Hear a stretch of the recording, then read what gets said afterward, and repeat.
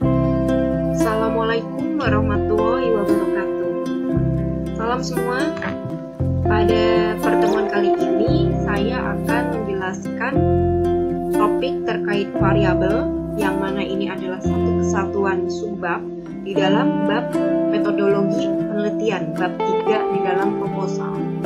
Di dalam bab metodologi penelitian ini terdiri dari beberapa subbab, biasanya terdiri dari variabel dan definisi operasionalnya, kemudian metode teknisnya, metode empirisnya, persamaan ekonometrikanya.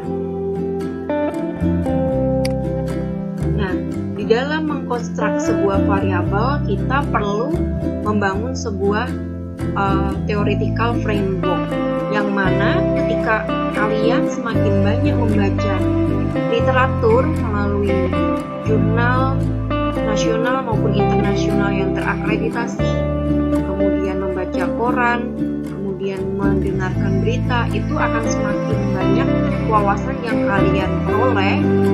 Lalu kemudian dari wawasan isu-isu yang ada itu, kalian dapat investigasi untuk mengerucut kepada sebuah sumber pokok permasalahan yang kalian ambil. Nah, di sini pokok-pokok permasalahan tersebut dapat kalian klasifikasikan, kalian kategorikan di dalam sebuah perspektif teori yang sudah kalian pelajari di dalam studi ekonomi pembangunan selama ini. Nah, artinya di sini ketika kalian mengambil sebuah variabel atau peubah, variabel bahasa lainnya adalah peubah, itu tidak asal-asalan asal muncul, tetapi berdasarkan pada grand theory, berdasarkan teori itu dibangun, maka muncullah variabel ataupun proksi yang memang sesuai dengan turunan dari teori tersebut. Nah, contoh di sini adalah theoretical framework adalah hukum permintaan barang. Contoh di sini bahwa quantity demanded ini sebagai variabel dependennya atau tergantung. Kemudian price of the goods ini adalah variabel independennya atau variabel bebas, tidak terikat. Artinya di sini adalah ketika harga barang X katakanlah itu naik, maka jumlah barang yang diminta itu akan menurun. Nah, dari framework ini dapat kita katakan bahwa permintaan suatu barang itu ditentukan oleh harga barang tersebut, baik bisa berupa barang itu sendiri maupun barang substitusi maupun komplementernya. Nah, setelah membangun theoretical framework, kita dapat turunkan untuk membangun conceptual framework. Bedanya untuk conceptual framework ini dengan theoretical framework, nah, kita mengkaitkan kondisi-kondisi yang ada pada sekitar kita, lingkungan kita yang akan menjadi dasar riset yang kita akan ambil. Contohnya di sini dari hukum permintaan barang itu kita kaitkan dengan contohnya barang daging, beef. Permintaan daging itu ditentukan di sini adalah oleh harga daging itu sendiri. Nah, ini kita katakan sebagai konseptual modelnya. Bagaimana kita menurunkan dari theoretical framework, kita turunkan menjadi konseptual model di dalam riset kalian sesuai dengan sampel yang akan kalian pakai. Di sini sampelnya adalah beef, daging. Lalu, apakah benar bahwa permintaan daging itu hanya ditentukan oleh harga daging itu sendiri? Tentu saja tidak. Setelah kalian mempelajari mikroekonomi bahwa permintaan suatu barang itu tidak hanya dipengaruhi oleh barang itu sendiri, tetapi juga barang lainnya, barang substitusi maupun komplementer, kemudian juga pengaruh pendapatan, income, lalu pengaruh selera, taste, kemudian outbreak wabah, kemudian special event dan region. Nah, di sini kita dapat katakan bahwa chicken dan lamb price ini bisa sebagai barang substitusi ataupun komplementernya. Nah, income pendapatan juga mempengaruhi jumlah barang yang diminta juga. Ketika pendapatan meningkat, ada indikasi bahwa permintaan daging juga akan meningkat, begitu pula sebaliknya. Hipotesis awalnya income ini memiliki hubungan positif terhadap quantity of beef demanded. Kemudian selera juga memiliki hubungan positif. Selera menentukan jumlah permintaan daging. Jika selera daging itu meningkat, maka jumlah barang khususnya daging itu juga akan meningkat. Outbreak, wabah. Wabah misalkan terjadi wabah atau virus yang menyerang binatang ternak, misalkan virus influenza, SARS, antraks, dan sebagainya menyerang binatang ternak sehingga menyebabkan masyarakat khawatir untuk membeli daging tersebut sehingga permintaannya akan turun. Outbreak dan quantity demanded ini hubungannya negatif. Kemudian special event, katakanlah pada saat perayaan Hari Raya Idul Adha, di mana banyak umat muslim menyembelih hewan ternak, di sini daging sapi, sehingga permintaan akan daging pada saat itu juga akan meningkat. Region di sini juga berpengaruh, contohnya di Bali.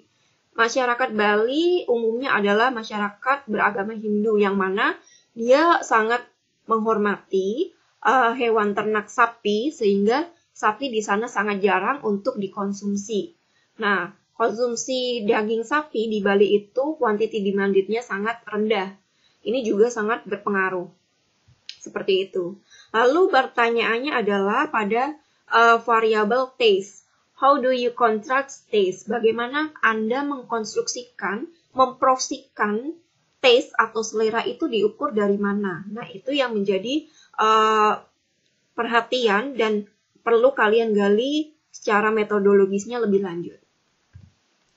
Nah, variabel itu sendiri seperti kita ketahui dapat kita definisikan bahwa segala sesuatu yang berbentuk apa saja yang ditetapkan oleh peneliti untuk dipelajari sehingga diperoleh informasi tentang hal tersebut. Kemudian ditarik kesimpulannya. Menurut H. N. Faraday, tahun 1981, dia mendefinisikan variabel itu adalah sebuah atribut seseorang, sebuah objek yang mempunyai variasi antara satu orang dengan yang lainnya, satu objek dengan yang objek lainnya. Kata kuncinya di sini variabel adalah variasi. Adanya variasi antara data satu dengan lainnya. Jika tidak ada variasi, maka kita tidak dapat menggunakan data tersebut. Nah, contohnya di sini ada gender, kemudian ada test score, kemudian bobot atau weights, contoh variabel. Kemudian untuk klasifikasinya, variabel itu sendiri dibagi menjadi dua, yaitu variabel kualitatif dan variabel kuantitatif. Variabel kuantitatif sendiri kita bagi menjadi dua juga, menjadi data discrete dan data data discrete dan data continuous. Nah, kualitatif data di sini dapat kita kaitkan bahwa kualitatif data itu hanya dapat mendeskripsikan suatu data dari sisi kualitasnya. Datanya bersifat non-numerikal. Dia bisa dihitung, tapi tidak bisa diukur. Contohnya, di sini adalah data gender. Data gender itu laki-laki, perempuan. Kemudian marital status, datanya berupa married, unmarried. Geographical region, datanya bisa berupa Jawa Tengah, Jawa Timur, atau per kabupaten maupun per kota. Job title bisa bekerja sebagai dokter, nelayan, petani, dan sebagainya. Datanya berupa label, bukan numerik. Bisa kita hitung, misalkan di dalam kelas EPB terdapat 12 laki-laki dan 28 perempuan mahasiswa. Seperti itu. Kemudian, untuk kuantitatif data, karakteristiknya data tersebut memiliki frekuensi dan dapat diukur. Nah, data kuantitatif ini dibagi menjadi dua, yaitu data discrete dan data continuous. Nah, data discrete ini dapat kita artikan, data discrete itu adalah variabel yang berupa data pengkategorian atau membedakan atau mengelompokkan jenis tertentu. Ini hampir mirip dengan data pada kualitatif yang berupa label. Biasanya data diskrit ini didapat dari hasil menghitung. Data variabel diskrit ini bersifat nominal atau data dikotomi. Contohnya tadi, misalkan Anda mengkategorikan laki-laki sebagai angka 1 dan 0 sebagai perempuan. Bisa juga data 1 sebagai pekerja di bidang pertanian, 0 untuk di bidang non pertanian. 1 untuk jawaban yang benar, 0 untuk jawaban yang salah. Jadi datanya itu berupa label 0 atau 1. Biasanya kalau di dalam ekonometrika kita kenal sebagai data dummy, variabel dummy. Nah, di sini contohnya number of employees of a company, jumlah pekerja di dalam pabrik, perusahaan. Jumlah jawaban benar atau salah. Benarnya kita kategorikan sebagai angka 1, yang salah kita kategorikan sebagai angka 0. Jumlah partisipan di dalam sebuah program. Lalu bedanya di sini data continue. Data ini merupakan variabel yang datanya bisa dioperasikan secara matematika, secara matematis. Datanya bisa berupa pecahan maupun desimal. Kalau yang diskrit ini datanya nggak bisa pecahan, nggak mungkin dong. Jumlah mahasiswa di EP 2019 ada 27,5. Itu kan satuannya orang, nggak mungkin jumlahnya pecahan atau ganjil, harus berupa bilangan bulat di dalam diskrit ini. Sementara kalau data continuous, datanya itu bisa diukur, itu bisa pecahan. Misalkan nilai rata-rata ekonomi pembangunan angkatan 2020 adalah sebesar 7,5. Tinggi rata-rata mahasiswa di EPB 2020 adalah sebesar 170 cm, katakanlah seperti itu. Contohnya income, age atau usia di sini. Nah, di dalam data continuous ini kalian juga dapat digolongkan lagi ada jenis data lainnya, misalkan data ordinal, data interval, dan rasio. Bisa kalian ulas balik lagi ini di dalam pelajaran ekonometrika. Data ordinal itu contohnya data peringkat. Peringkat 1 lebih baik daripada peringkat 2. Lebih baik juga daripada peringkat 3. Contoh data interval di sini contohnya adalah skala Likert antara 1 sampai 5. Tingkat kepuasan mahasiswa terhadap perkuliahan, metodologi penelitian, misalkan seperti itu. Skalanya Likert, misalkan 1 sampai 5, 10 sampai 100. Nah, itu disesuaikan sesuai keinginan si peneliti. Lalu untuk data rasio berupa pengukuran, misalnya berat badan, tinggi badan itu masuk dalam data rasio, lingkar pinggang itu juga masuk dalam data jenis rasio. Nah, di sini jika kalian dapat pahami pasti bisa membedakan mana saja ini contoh data masuk ke kategori mana. Apakah masuk ke kategori kualitatif atau kuantitatif data. Kalau kuantitatif masuknya kemana? Diskrit atau continuous. Nah, yang pertama adalah contohnya score on a placement exam. Nilai ujian. Nilai ujian ini masuk ke data apa? Kualitatif apa kuantitatif. Nah, kemudian yang kedua preferred restoran atau jumlah restoran yang diminati. Jumlah utang, tinggi, gaji, kemudian durasi waktu untuk menyelesaikan tugas, jumlah aplikan, kemudian juga jumlah ethnic origin. Nah, untuk yang pertama, score on a placement exam, ini karena datanya berupa angka, nilai, maka masuk ke dalam data kuantitatif. Masuknya kemana? Discrete or continuous? Bisa diukur nggak nilai exam ini? Ternyata bisa, maka masuk data kuantitatif untuk kategori data continuous. Kemudian preferred restoran. Jumlah restoran ini bisa diukur nggak sih? Atau hanya cuma bisa dihitung? Ternyata jumlah restoran yang diminati mahasiswa EP itu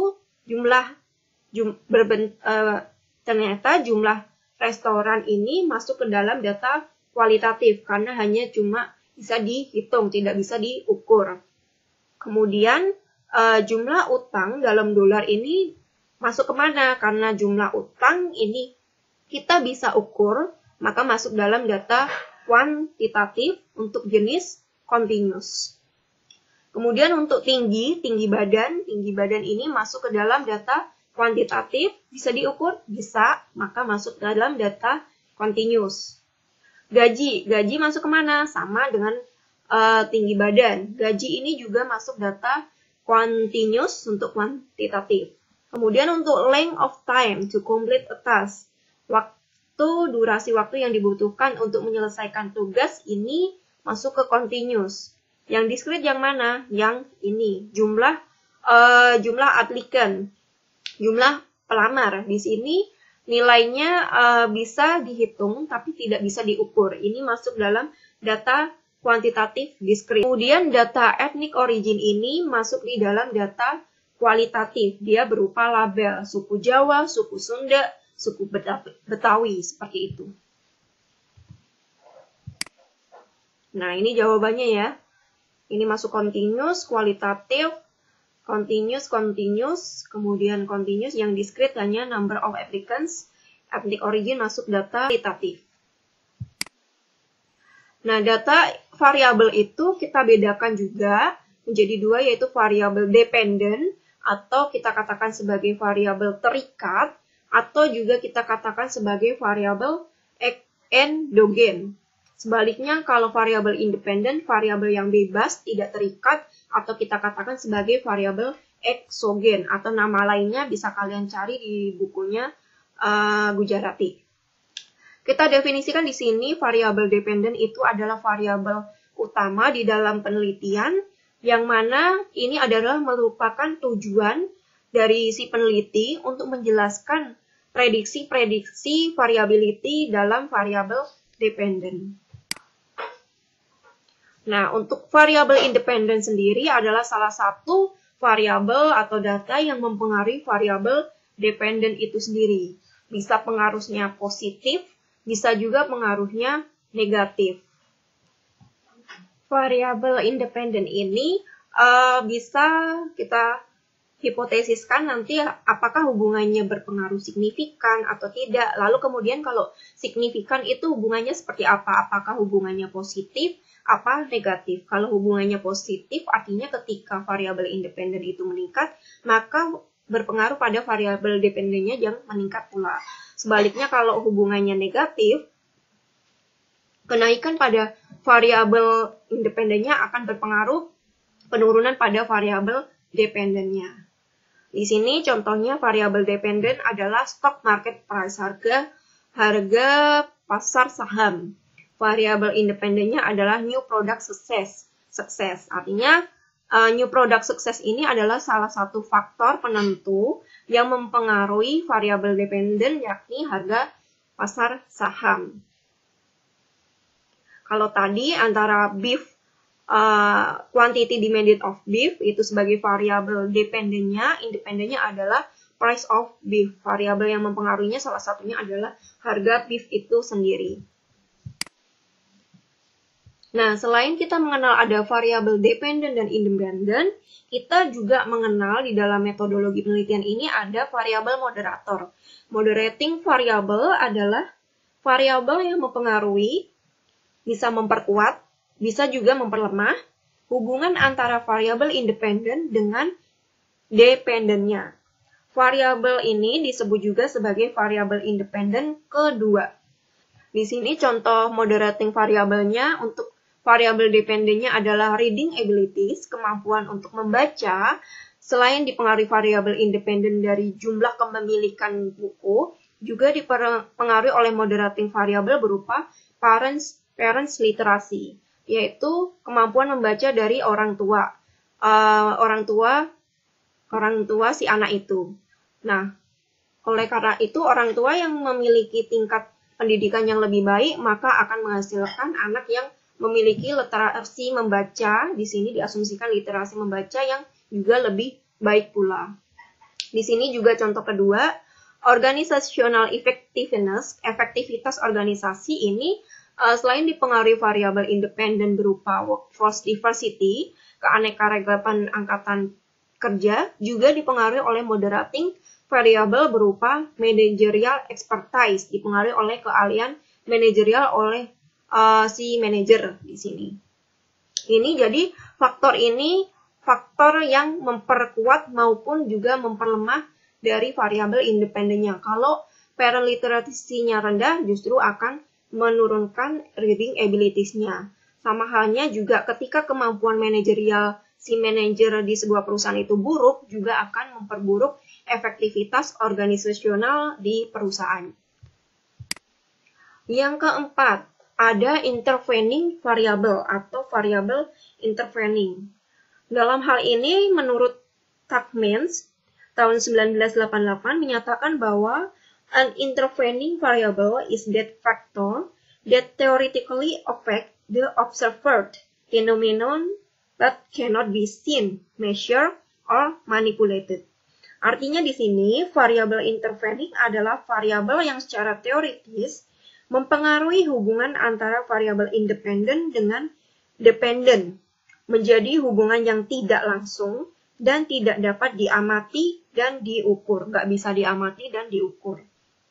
Variabel ini merupakan variabel penyela atau antara yang terletak di antara variabel independen dan dependen, sehingga variabel independen tidak langsung mempengaruhi berubahnya atau timbulnya variabel dependen.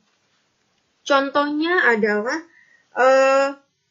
misalkan di sini harusnya variabel organizational effectiveness sebagai variabel dependen dipengaruhi oleh variabel independen berupa workforce diversity, lalu didukung pula oleh moderating variabel berupa managerial expertise, dan dari variabel independen ini juga dipengaruhi variabel intervening atau variabel penyela berupa kreatif sinergi. Ini variabel tambahan.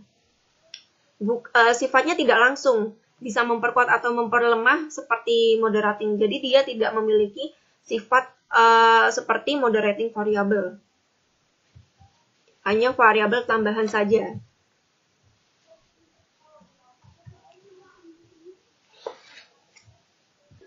Oleh karena itu, theoretical framework itu sangat penting, sangat urgent dan menjadi fondasi kalian dalam menyusun sebuah research project. Ini adalah dasar bagaimana cara kalian membangun logically, secara logik, grand theory tersebut, kemudian kalian describe dan elaborasikan, lalu asosiasikan dengan variabel-variabel terpilih yang kalian akan gunakan.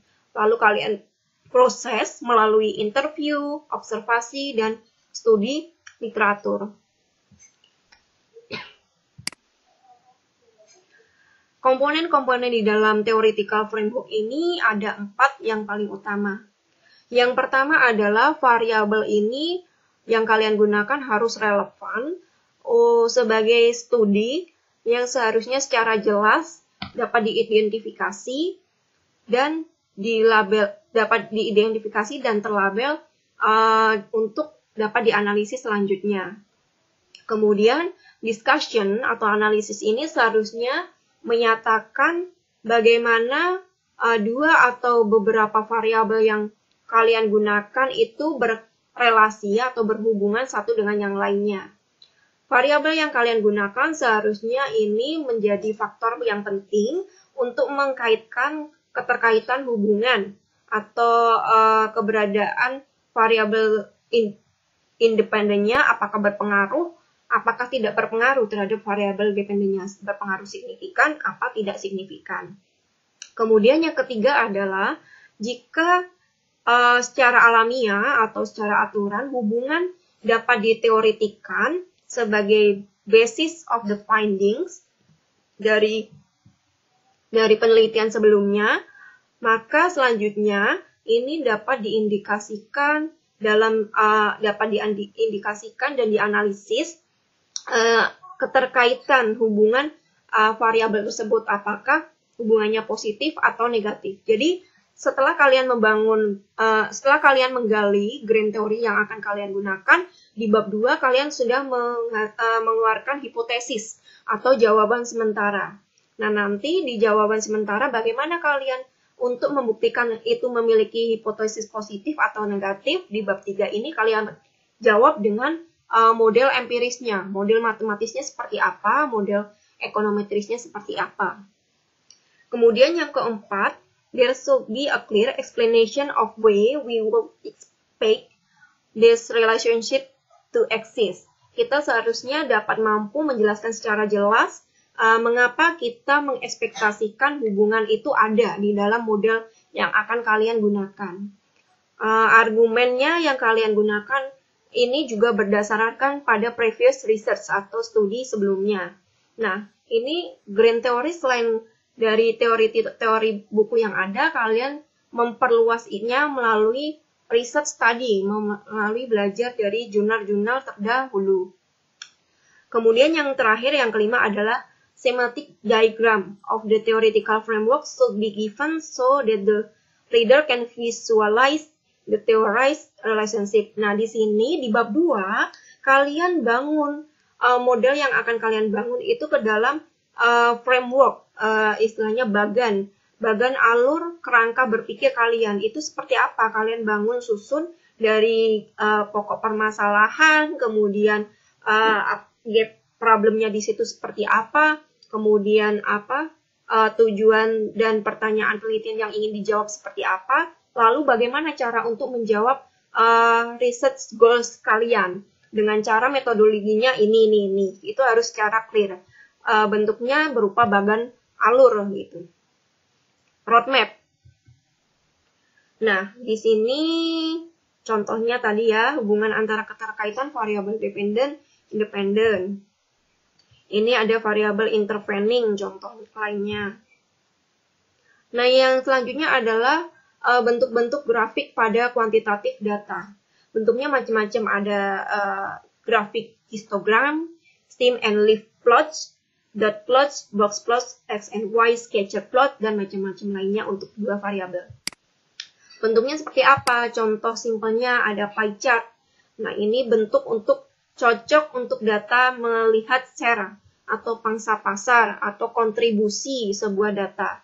Seberapa besar sih kontribusi atau share konsumsi rumah tangga di dalam GDP nasional? Ini bisa kalian gunakan grafik, kita pilih berupa pie chart. Jadi, dalam membangun atau membentuk grafik itu tidak asal-asalan. Grafik mana sih yang cocok sekiranya untuk menjelaskan atau memperkuat data yang kalian bangun? Ini cocok untuk data share atau kontribusi atau pangsa pasar. Ini adalah bar chart. Contoh dari bar chart, misalkan di sini adalah pertumbuhan ekonomi per wilayah. Yang hijau ini area timur, east, yang biru adalah west, barat, dan north, utara. Pertumbuhan ekonomi di wilayah timur, ini kita gambarkan yang warna hijau ini per kuartalan, kuartal 1, 2, 3, dan 4. Trennya ternyata meningkat, namun di kuartal keempat turun secara drastis. Ini bisa juga untuk melihat tren untuk kuartal atau waktu yang tidak terlalu banyak durasinya. Ini histogram. Histogram hampir mirip dengan bar chart, namun bedanya di sini kalau histogram itu antara bar satu dengan bar lainnya ini bersinggungan, berhimpitan seperti ini, mepet. Ini untuk melihat frekuensi, misalkan skor nilai rata-rata, skor nilai di mahasiswa ekonomi pembangunan menurut jumlah frekuensinya seperti ini. Kemudian box plot, ini untuk menggambarkan biasanya saham atau pasar uang, pasar saham lainnya. Selanjutnya ini adalah korelasi. Korelasi ini mendeskripsikan hubungan antara dua variabel, dua atau lebih variabel. Biasanya kita gunakan untuk menghitung korelasi bisa menggunakan Pearson. Ini bisa kalian gunakan di dalam tools, misalkan Fuse atau Stata atau lainnya. Hubungan antar variabel ini bisa memiliki hubungan positif, bisa juga negatif, bisa juga tidak memiliki hubungan sama sekali. Misalkan untuk menginterpretasikan korelasi di sini, nilai koefisien korelasi antara 0,2 hingga 0,35 yang menunjukkan hubungan sangat tipis, hubungannya sangat kecil sekali. Little value in practical prediction situation. Jadi hubungannya sangat kecil sekali, tipis.